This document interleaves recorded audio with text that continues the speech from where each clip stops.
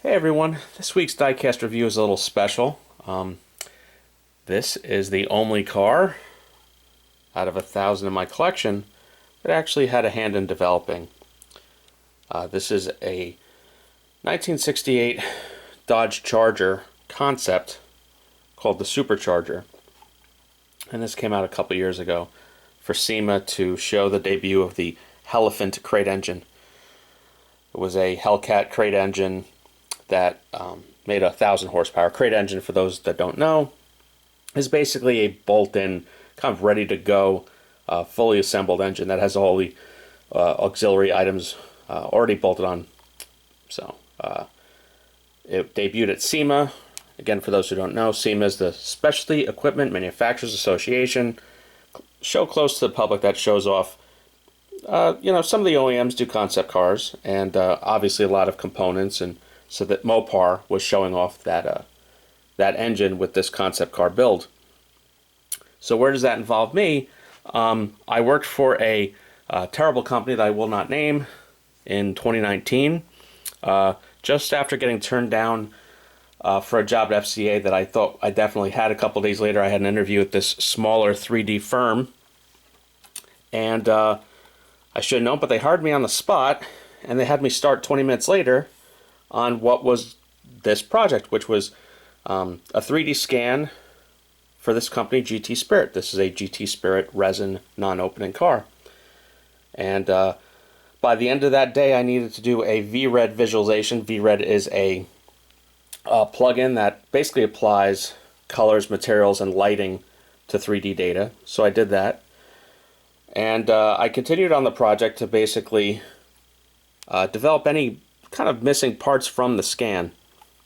So a 3D scan is a piece of equipment that takes thousands and thousands of little dots all around the vehicle to create the data of what the surface is doing. And there were a few parts that were missing. So if you can make it out, there's a little detail of hardware around the brake rotor where the black hat meets the rotor. I actually modeled from scratch that hardware, little things like the air stem on the wheels. There was a prospect of perhaps doing an underhood detail, so it was missing the air filter, missing the little door popper, a few other little things. But anyway, I made that from scratch. I'd love to say that I stayed with the company and I got this car for free, but I did not. I bought this on eBay, on sale for $95. At that price, I'm not mad at it, although I certainly would have preferred free. I left the evil company 3 months later, after basically not getting paid for a bunch of Jeep projects and other FCA projects, but I went on to better pastures anyway. But it's just kind of a neat experience. This is the only time that I've worked directly on a die-cast car. I know I found that kind of a big deal. I had to own this one. Typical GT Spirit packaging. The black box. It doesn't look like anything. I do save the outer shipping boxes, the outer cardboard, because they do have the number on them. So I save that for posterity. I don't know. I think this is a great looking car. This is car number 1144 at 1500. It has the bronze wheels from the Charger, Challenger, Hellcat.